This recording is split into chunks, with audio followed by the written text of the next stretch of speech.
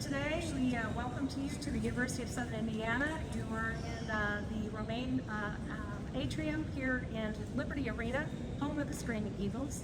And it's another historic day for USI athletics, and we're glad you can be a part of it. We have two special guests to speak about today's announcement, which is our fifth president, Stephen J. Bridges, who's waiting to my left, and then John Mark Hall, who's our vice president and director of athletics. Following their remarks, we'll take a few questions, so save your questions if you would until after that. I know we've got a couple coaches in our midst. Thanks for being here, and some student athletes, so let us know if you'd like to talk to them as well. Okay, without further ado, I'd like to introduce President Bridges.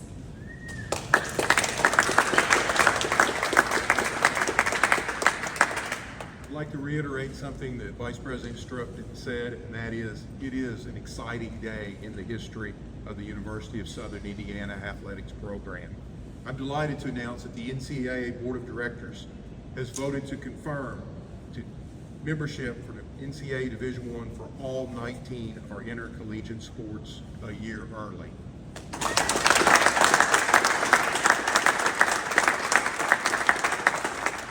What this means is we'll be able to compete for postseason championships this coming academic year in 2025-2026. When we embarked on this journey from Division II to Division I in 2022, we knew the four-year transition would require a great deal of help from our Board of Trustees, a great deal of work from our coaches, our student athletes, and from our administrative team. I am so proud that we not only rose to that opportunity, but because of our preparation and hard work, we were able to compress this timeline from 4 years to 3 years. We were able to check all the boxes a year early, and we are able to stand here today as strong competitors. I want to thank the athletic program leader, John Mark Hall, and all the administrators and coaches who are the reason that we have achieved this accomplishment. I'm honored to work with each and every one of you, and I am most proud of our scholar athletes who have excelled not just in the field of play, but also in the classroom. Our students maintain an average GPA of 3.29 and have been recognized at the top of the OVC with numerous academic awards. Student athletes. In addition to our academic excellence though, we want to invite folks to come out to this campus and support our extraordinary coaches and our athletes. Season tickets are going to be available in the coming weeks, and we need to come out and support these teams, these athletes, in this wonderful occasion. I do want to thank the NCAA, the Ohio Valley Conference, our campus community, alumni, the business community, and the community at large in their strong support of USI. We are in the top tier of collegiate athletics and officially a Division I university. And once again, this is a great day to be a Screaming Eagle.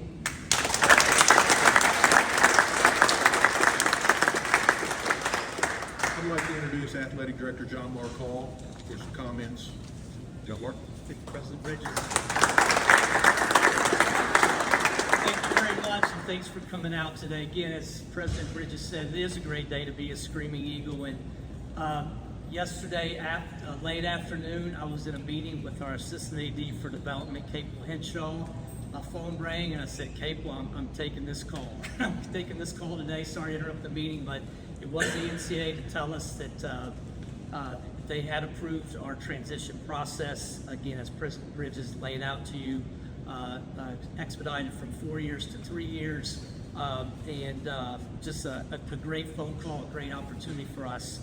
When I received that phone call yesterday, it made me think back about the process and how we got to this point. I think a lot of you in this room have been involved with the process since day one. We were very transparent in how we were going to explore the possibilities of Division I. We put a campus and community-wide exploratory committee together to find out the pros and the cons of that process. And we obviously, the Board of Trustees made a decision that we wanted to embark on this journey of Division I.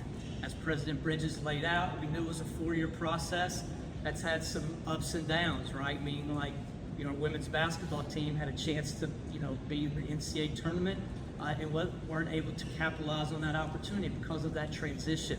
But our coaches, our student athletes, our administrative staff, we believe we've handled it all with grace. We knew what we were signing up for, right? We knew it was going to be a process.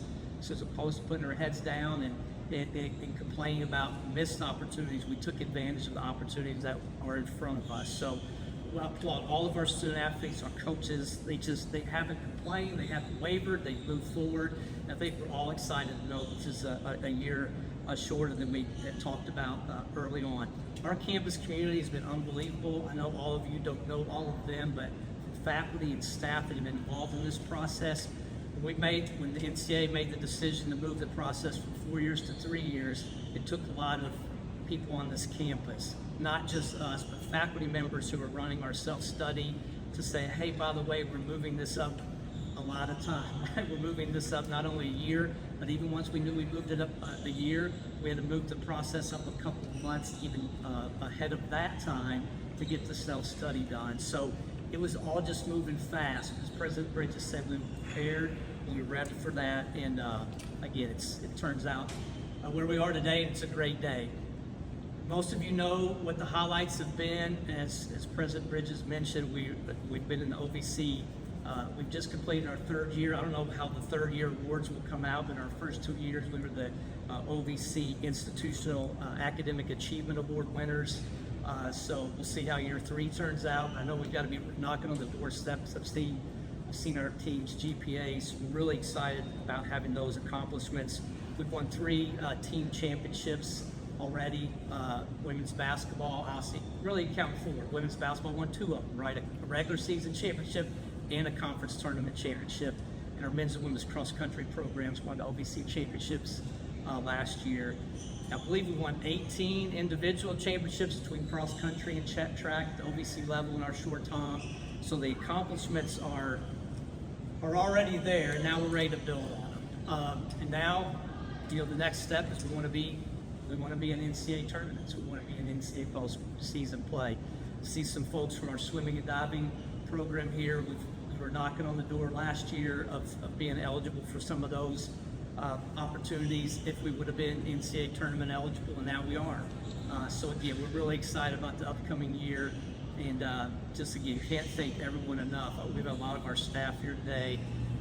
It's the middle of the summer, we're still grinding, and this isn't, it's a time to celebrate, but now we've got, you think the work's done, we're there, right? Now the work kind of begins again, right? We got to start the next journey on this long journey we're on, but we're super excited about it. So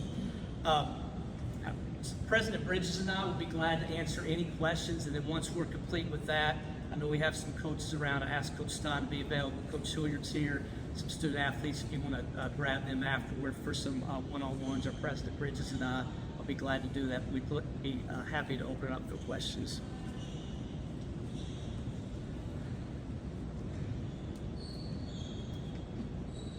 Going once, going twice. All right, well, we appreciate everybody taking time out of a busy summer to be here today. Again, great day to be a Screaming Eagle. We'll be available for some one-on-ones for you, okay? Thanks, everybody, for being here. Appreciate it. John Mark, congratulations. Appreciate it. What's this feeling like to be able to know you are officially a fully fledged Big Ten program? Yeah, it feels great. I mean, you all know you've been with us the whole time and covered us really well. Appreciate that. But it's been a grind, right? It's been a grind to get everything accomplished, to check all the boxes, reporting, and the NCAA demands and the campus visits, which are all positive experiences. But you hope that day comes and you can officially say, okay, now we're D1 and we can just move forward. And really mostly excited for student athletes. We've talked about this before, but the time they put into it, the preparation, and to think that you don't have the opportunity to go compete for an NCAA championship if you're good enough to do it, and now that's off the table again. If we qualify and we're hit that level, then we have that opportunity to do it. And I think we've seen over the last handful of months, especially in some sports, and like, hey, the OVC can compete at a high level, and it gives us hope that once we're in, we can, not only make the NCAA tournaments, but try to advance. What's that anticipation been like from coaches, students, staff, and then the community overall about what this would really mean for you guys? Yeah, I mean, I think we've talked about it a lot, and so you think it's coming, right? You feel like you've done everything the right way, and you feel like it's going to come, but until you get the official news, you get a little bit anxious, and you play a little what ifs. All the insight from the NCAA had been positive. They had positive experiences when they were here. But I think now that, to kind of, put that chapter behind us and move forward, it's a big deal. And we've talked about before, from a recruiting standpoint, it's tough, when you're talking to a student athlete, their families about coming here, but, we can't make NCAA tournaments, we can't compete in the postseason. Now we can, again, put that behind us unequivocally. It's official. We know we're going to be able to compete next season. It's a big deal. You guys have already won 3 team championships, plenty of individual athletes that could have competed in NCAA tournaments. Now that you are fully fledged, how does the recruiting change over the next couple of years? Well, I think it definitely changes, right? We know we can be at this level. Our hope is, and we're competitive, we want to make some championships this year, make some postseason, take advantage of this opportunity. And I think we'll just build upon that. And I think, again, from a recruiting standpoint, it's just, easier. It's still tough in this day and age, right? There's so many great institutions. We know we have a great campus, we have great coaches, we have great staff, we have great people.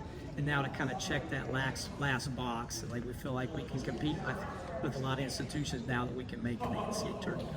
I feel like athletic departments are always evolving and trying to improve, right? So now that this is done, and this is probably the biggest mark on the checklist, at least it has been for quite a while, what's next in your pursuit of a bigger, better athletic department for USI? Well, we got to continue to improve, right? We got to continue to add opportunities with this NCAA settlement that went through.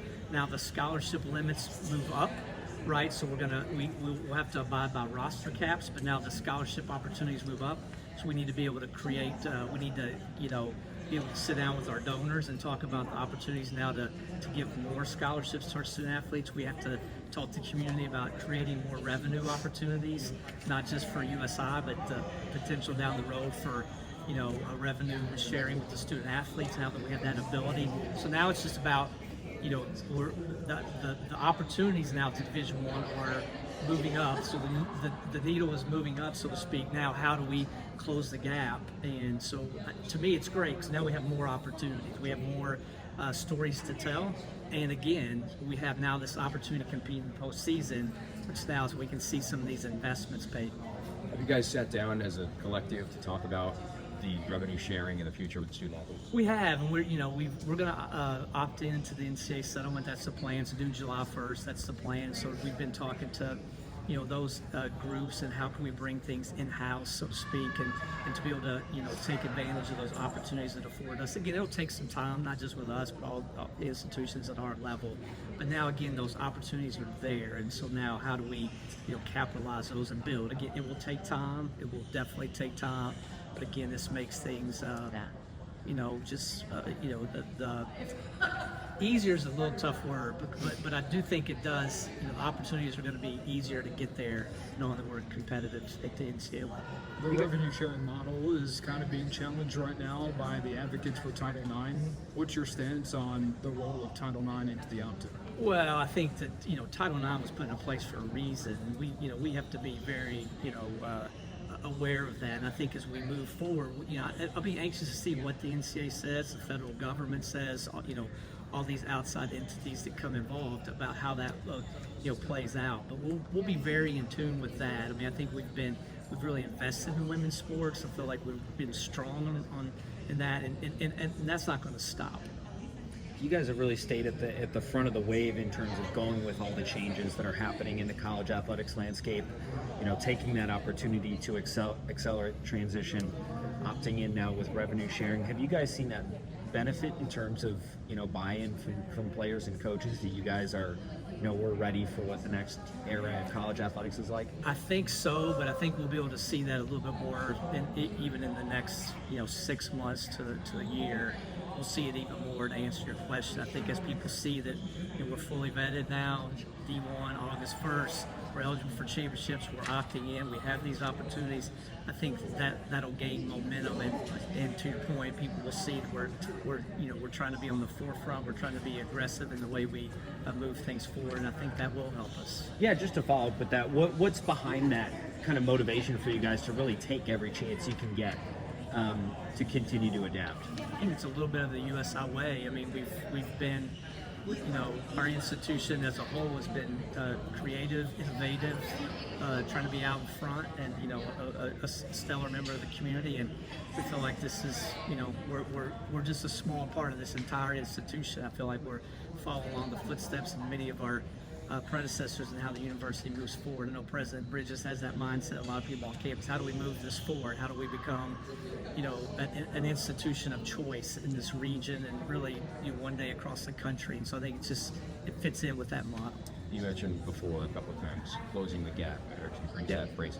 How do you close the gap? Well, it's going to take some time, but this is step one, right? Day one of closing the gap.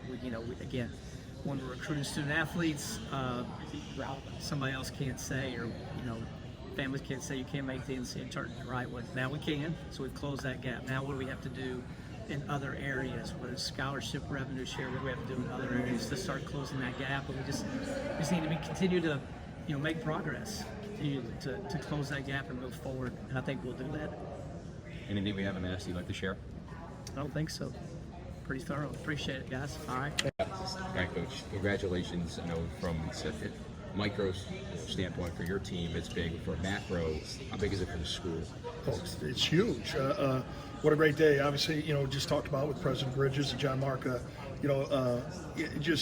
this university, we decided, a few years back that Division I was going to be the choice, and it was the right choice, right timing, right choice in the right league. OVC, I think it's a perfect fit for us, and certainly when we started this journey, you're thinking 4 years, and then when you hear, boy, it could be 3, and it brings smiles to faces a little bit, but that doesn't mean you're going to do it. There's still a lot of work to get there. So proud of everybody that was involved, certainly with the leadership at the top with President Bridges and John Mark and all the way down and through. It's a lot of work. It took a lot to get to this point. The exciting thing is when you hear that the phone call comes in and that it's going to really happen, and we're only a short time away from that being official. Again, we've competed, like we're a Division I institution. We didn't compete any differently when we came in. We knew that what we were doing, what was going on, but then to be able to hear that year got taken back to 3 instead of 4, it certainly feels good, and I think it's great for our whole institution. A lot of time from when this process began in 2022 to now, plenty of time to maybe daydream a little bit about what it'll be like when you're at the Division I level. What are you most looking forward to for the opportunity? It's amazing how fast time has gone.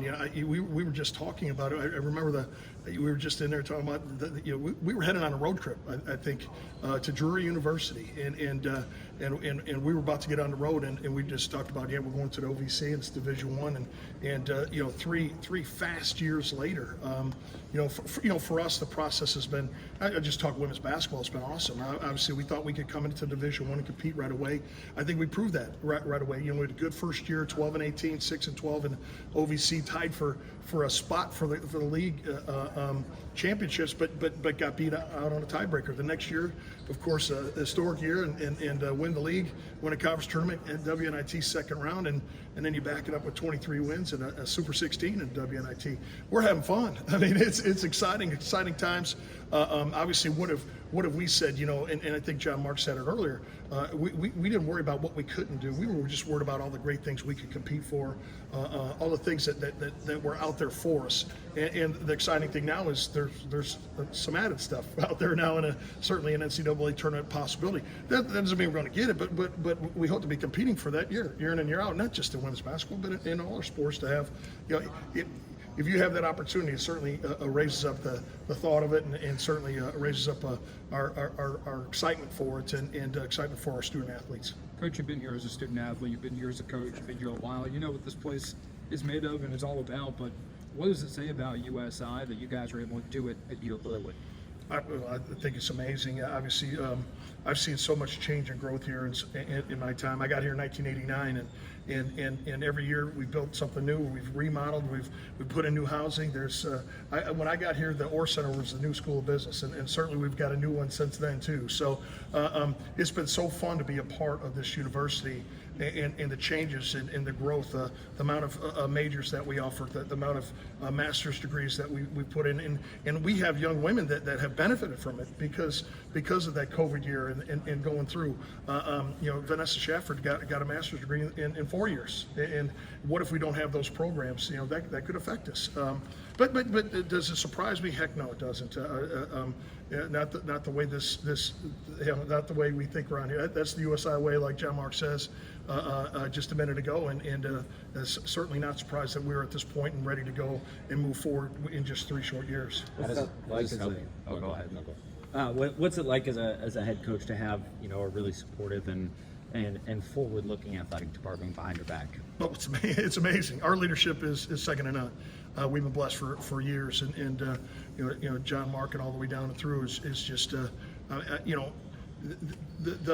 average Joe probably doesn't understand the stress and the work that really is behind the scenes and put into this. Those are long hours. Those are long, hard hours of work and putting things together. Our committee, the challenge was real, especially in the sped up process. We had to get things done quicker, and so proud of everybody in the whole process that we just went through. And again, I'm not surprised. I don't think anybody. We knew we were going to do it. I think when we set out to do it, but you don't know until you know. And so when you really hear it and you get that feedback that it's really happened, it certainly feels good, and the hard work really pays off. How does this news hit your current roster? It was all but official right until today, but Sure. Now that it is official, how does this news hit that? I will say this, as we move through, like I said, we knew what we could compete for. The excitement of the WNIT, the excitement playing for a conference championship, a conference tournament championship, that stuff is real.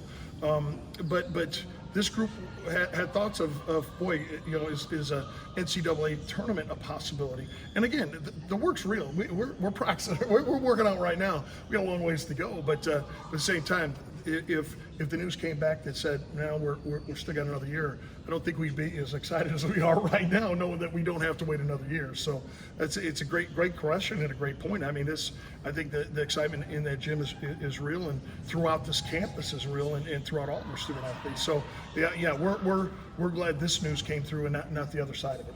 How does this help you in the recruiting landscape? Well, without question, it's going to help. Obviously, no matter what, recruiting's hard. Okay, we're recruiting against really good places, good universities for we recruit really good players, really good students, and outstanding people, and they're hard to get.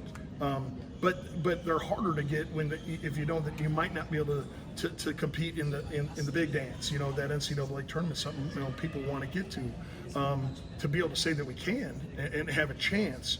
That helps. That'll help the cause, no question about it, and not just for us, for all of our programs here, no doubt. John Mark also touched on the revenue sharing in the future. What does that look like for you guys? Are you guys sitting to the table with them to discuss that? Just give us more insight. Yeah, obviously that's something that as we move forward, we're going to be discussing more and more.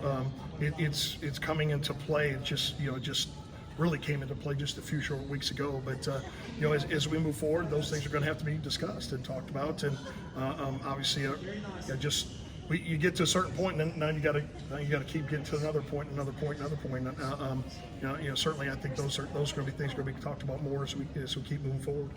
How do you address the questions of where Title IX fits into the revenue sharing structure with your team of women's basketball players? Yeah, I would say this. I know that we're going to be spot on when it comes whatever the rules are. We're going to be spot on with it. And again, those are things that we haven't discussed a lot. But Title IX, we talked about it yesterday with our team, because I think it was anniversary June 23rd, and certainly we all are benefiting. Our women's sports, our women's teams, our student athletes, our young women have benefited from that. And as we move forward, I know that we don't do anything that isn't by the rule book, and we're going to keep it exactly that. And I have full faith that that's going to continue to happen. Anything we haven't asked you'd like to share? I think you covered it. Good stuff. Great to see you guys. Awesome. Appreciate it, Coach. Thanks, guys. Thanks. Throughout the season, there have been moments where you can look up in the stands and see you cheering on pretty proudly. What is this like, taking the official level of it out that you're in your role? What is it like as a fan of this university to make this move? It's spectacular to watch this happen. It's a proud moment for me, to be honest with you. As the president, yes. As an alum, yes. As an employee, yes. So it's a proud moment. And I do have to watch, I have to be well behaved when I'm in the stands cheering. So I can only give so much constructive comments to our officiating, but it is a proud moment for USI and a proud moment for me personally and professionally. Why was it important for USI to go D1 and now to be a full member of D1? Well, for one, I think we're definitely ready for our D2 competition. And part of our strategic plan is to elevate visibility and reputation. And I think Division I athletics has done that in a big way. We do a lot of good things in our academic programs and win a lot of awards, but athletics draws a lot of attention that way. With student athletes that I described at such high GPAs, it's a perfect fit. How does this change the landscape of your athletic department in the future? And I think what we're going to see is success in our athletic department. I think you're going to see commitment from players that want to compete in competitions. I think we're in the perfect league for this. We've been awaiting this moment, so I think what you're going to see is real progress in competition for our department. That'll be step one. Wow. Hindsight is 2020. You guys obviously completed the process a year early. You did it well, efficiently. I know that there was some pushback from the faculty, the academic staff against going D1. Do you think now, in hindsight, that is kind of mitigated, especially since you guys have done it a year early? I think what we've seen is support coming back around on that. There was always a concern for how does anything impact me, but I think in general people have seen that we haven't lost a step academically, we haven't lost a step institutionally, and being able to get that extra exposure has been very good. And we've had an opportunity to get academic departments at ball games to bring some people that are important to them in our suites. And I think all that together has shown that there's a real plan for this, and we're all on board. You guys can now compete for NCAA championships, but what's next in your journey as a Division I program? But where do you aspire to get to, and how do you plan to get there? Yeah, I think we're definitely going to need to work hard to increase our scholarships and bring in the very best athletes we can. We want to win championships. We want to compete in division. We want to compete in March Madness. That's where we want to be. And until we get that, that's going to be the primary focus. We'll always aspire to win a championship or do whatever, but that's that milestone that we need to hit. So that's what we'll be focusing on. Do you guys have any plans, even if they're just skeleton plans, for how you're going to go about the revenue sharing in the coming weeks, months, years? It's fairly new to things, so we're developing our infrastructure. But to be able to compete at the things that we talked about, to be able to win championships, we're going to need to develop that infrastructure. So it's early on, but we'll be doing that without a doubt, and it's going to be an important part of us being successful. Anything we haven't asked you'd like to share? Great day to be a USI. Say that. Awesome. Thank you. Appreciate Thank you it. all.